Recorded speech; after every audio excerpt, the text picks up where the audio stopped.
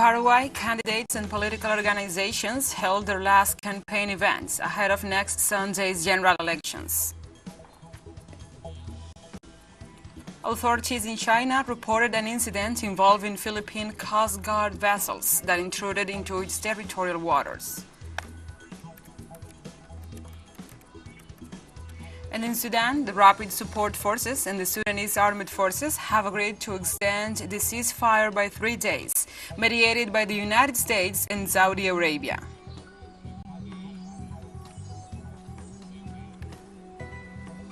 From the headquarters of TeleSUR English in Havana, Cuba, this is From the South. I'm your anchor, Gladys Quesada.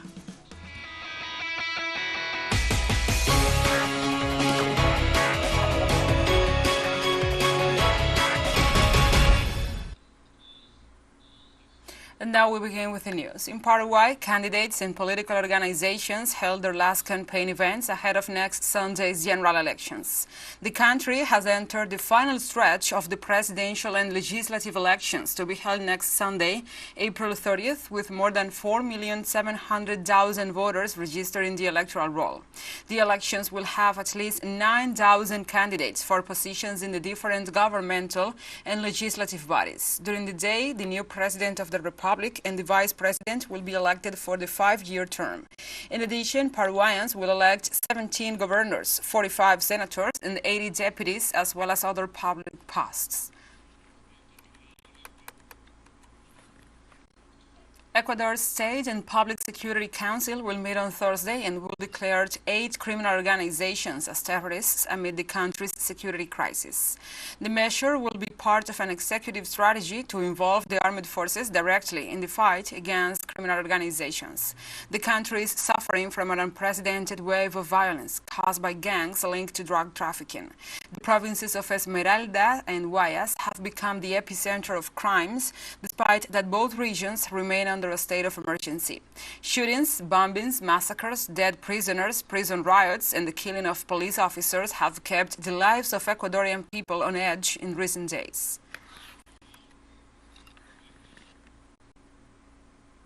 Peruvian President Dina Boluarte decreed a state of emergency at the South American country's borders and ordered the deployment of troops to reinforce the checkpoints. The state of emergency took effect on Thursday, but the government did not say what it will entail or how long it will remain in place. The measure, aimed at blocking undocumented people making their way north from Chile, affects the border areas of the departments of Tumbes, Piura, Cajamarca, Amazonas, Loreto, Madre de Dios, and Tacna. Likewise, the Peruvian head of state said extra soldiers were deployed to support police at border crossings with Chile, Bolivia, Brazil, Ecuador, and Colombia. Hundreds of people who are mainly from Haiti, Colombia, and Venezuela have been blocked for weeks at the north border with Chile by the National Migration Superintendents until they can normalize their status.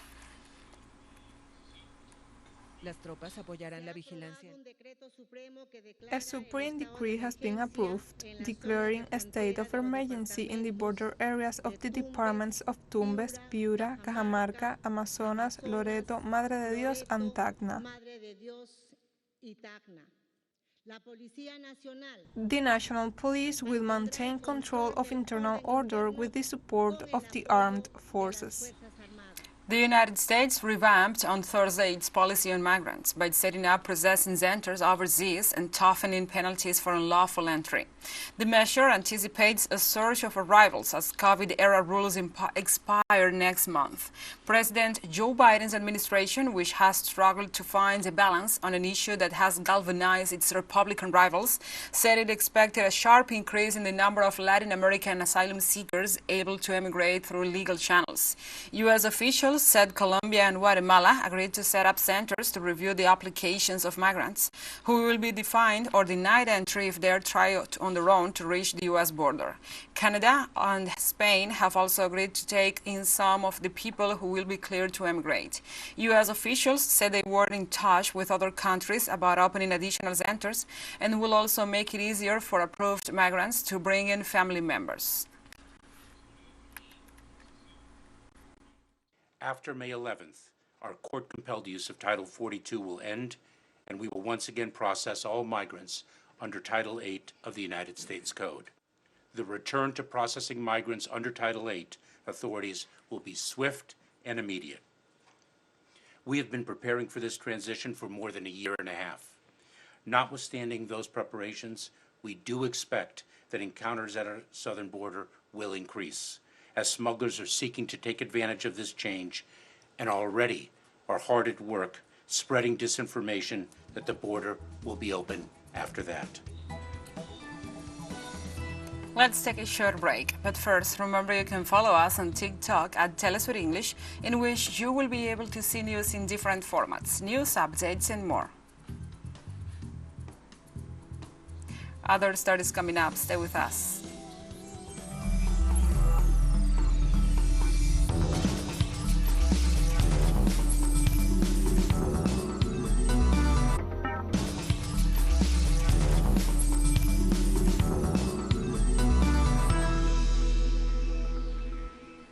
Welcome back.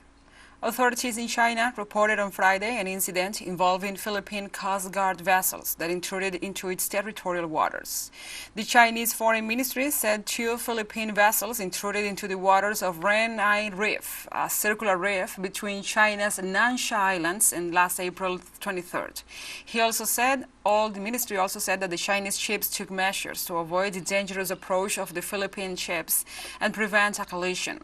For its part, the Philippine Coast Guard reported that its vessels were on a patrol mission and were involved in a confrontation with Chinese vessels that carried out dangerous maneuvers within the exclusive economic zone of the Philippines. Russian President Vladimir Putin and his Turkish counterpart Recep Tayyip Erdogan participated via video conference in the delivery of nuclear fuel of the Akkuyu nuclear power plant. During the event, Putin described the project as crucial for Russia and Turkey to develop their economic ties. The Russian president emphasized that without a president like Erdogan in Turkey, it will be difficult to speak of the project's success.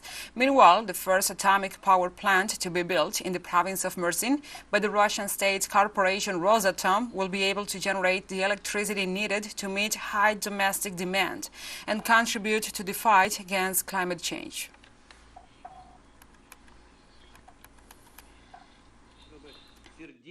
I would like to warmly greet all of you, all the participants of today's ceremony of fuel loading at the site of the Akkuyu nuclear plant, to congratulate with a new important stage in the execution, we just spoke about this, of one of the biggest joint projects of Russia-Turkish ties, the construction in Turkey of the first nuclear power plant. Once the Akkuyu nuclear power plant starts functioning at full power, we'll probably supply less natural gas to Turkey. This is a quite expensive product and will only become progressively more expensive. But Turkey will have the advantage of a world power that has its own nuclear energy, which is known to be one of the cheapest. On the other hand, Turkish President Erdogan also commented on the joint investment between his country and Russia. Akkuyu is the biggest joint investment between Russia and us. This project, with an investment cost of $20 billion, was designed and constructed by the Russian establishment Rosatom.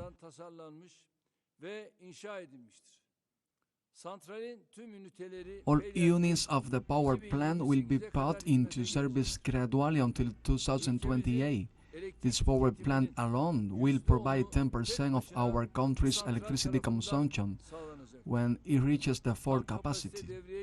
It will generate approximately 35 billion kilowatt-hours of electricity annually. On Thursday, Finland's conservative leader Petteri Orpo, who emerged victorious in April's general elections, declared his intention to form a right-wing alliance with the populist Finns party. Petteri Orpo stated the official government negotiations, which will begin on the 2nd of May in the House of the Estates, will start on the basis of the National Coalition Party, the Finns party, the Swedish People's Party and the Christian Democrats. Orpo seeks to find common ground with the nationalist and Eurosceptic Finns party and its leader Riikka Purra, especially on the contentious issue of migration and asylum seekers. Purra has stated that his party would like to curb both humanitarian and labor-based immigration from outside Europe.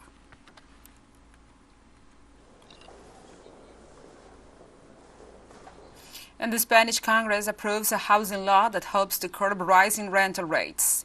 The government initiative counted with the favorable votes of the two-member formations of the executive, with 176 votes in favor, 167 against, and 1 abstention.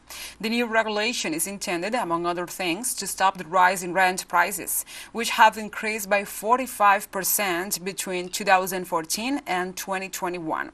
The law must now go through the Senate, where it's expected to be approved. In Spain, a sweltering heat wave with record temperatures for April and a severe drought with dramatic economic consequences hit the country on days when the thermometers reached values more typical of July. In this context, the Spanish authorities took some measures. The Ministry of Health proposed to the regions with multiple competences to advance to May 15th with the activation of their heat plan normally set for June the 1st. These plans determine the activation of different levels of risk for the population, particularly vulnerable according to the temperatures. As a consequence of climate change, the episodes of exceptionally high temperatures have multiplied in recent years in Spain, a European country in the front line with almost 75% of its territory at the risk of desertification, according to United Nations.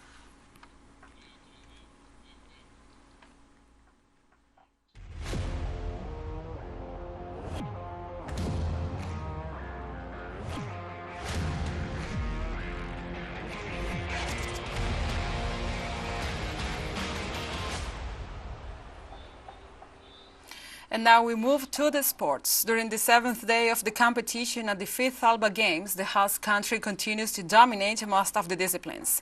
Venezuela leads the medal tally with a total of 461 medals so far. In wrestling, the host nation won 4 gold, 4 silver, and 4 bronze medals, while the Cuban delegation won 2 gold, 2 silver, and 2 bronze medals. Moreover, Nicaragua won 6 bronze medals. The men's athletics was also dominated by Venezuela, where Kelvis Padrino, Javier Gomez, and Julio Rodriguez won gold, silver, and bronze, respectively, in the 400 meters category. On the other hand, in the same category, but in women's athletics, the Cuban delegation dominated with gold and silver. Finally, the Venezuelan under-23 women's soccer team won the gold in the final against the Nicaraguan team 2-0 in a thrilling match.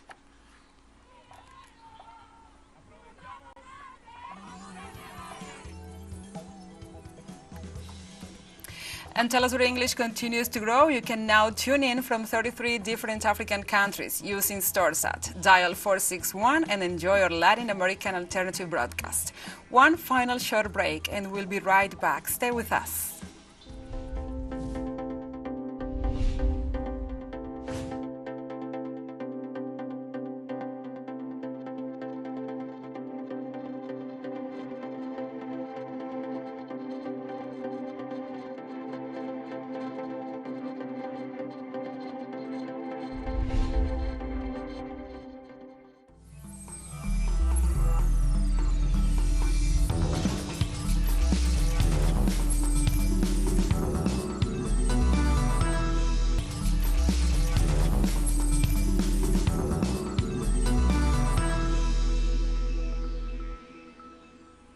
Welcome back to From the South. In Sudan, the Rapid Support Forces and the Sudanese Armed Forces have agreed to extend the ceasefire by 3 days, mediated by the United States and Saudi Arabia. The existing truce, which was to expire at midnight on Thursday, has not stopped the fighting between the two sides, but created enough of a lull for tens of thousands of Sudanese to flee to safer areas, and for foreign nations to evacuate hundreds of their citizens by land and sea. The Egyptian Foreign Ministry said on Thursday that more than 14,000 refugees from Sudan had crossed the border into Egypt since deadly fighting flared in Darfur. In this regard, the African Union has appealed to Sudan's neighbors and the international community to help the people fleeing the deadly fighting there and has renewed a call for a ceasefire. And Thomas Aukeri, the area manager of the North Darfur State for the Norwegian Refugee Council, says that for the last 11 days, no displaced person in the entire Sudan has seen humanitarian assistance because humanitarian organizations do not have access to the populations in need. That the world stands with the people of Sudan. to provide the resources that are required for humanitarian organizations to ramp up emergency response and humanitarian assistance to the people in need. One life lost in Sudan is a life too many. One child crying in Sudan is a child too many. And one woman, one mother who doesn't know what the future holds for her children is a mother too many. It is time to act. We need to guarantee the safety of the people of Sudan. Number two, we need to urgently ensure humanitarian access. For the last 11 days, no displaced person in the entire Sudan has received humanitarian assistance because humanitarian organizations like the Norwegian Refugee Council do not have access to the populations in need. So it is urgent that humanitarian organizations are guaranteed access to the populations in need. And lastly, And Malawi's Ministry of Health confirmed on Thursday the administration of oral cholera immunization vaccine began in 5 districts to mark this year's World Immunization Week. According to Adrian Shikumbe, the spokesperson of the Ministry of Health, the vaccination campaign is a crucial part of the strategy to prevent the further spread of cholera, which has already claimed over 1,000 lives in the country since March 2022.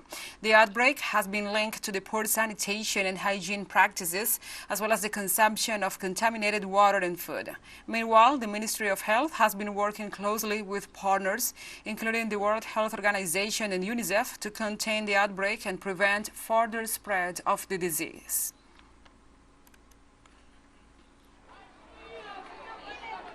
Indian Defense Minister Rajnath Singh met with his visiting Chinese counterpart Li Shanfu and talked about the developments in the India-China border as well as bilateral relations. The high Chinese official is visiting New Delhi to attend a meeting of the defense chiefs of the Shanghai Cooperation Organization on Friday. The group consists of China, India, Pakistan, Russia, Kazakhstan, Kyrgyzstan, Tajikistan, and Uzbekistan. Indian authorities said the deployment of a large number of Chinese troops, their aggressive behavior, and attempts to unilaterally alter the border status quo violate agreements between both countries. A clash 3 years ago in the Ladakh region killed 20 Indian soldiers and 4 Chinese. And we have come to the end of this news brief. But remember, you can find this and many other stories on our website at telesurenglish.net. And also, if you feel so inclined, please join us on social media for all the latest news. We are on Facebook, Twitter, Instagram, Telegram, and TikTok. For TeleSUR English, I'm your anchor, Gladys Quesada. Thank you for watching.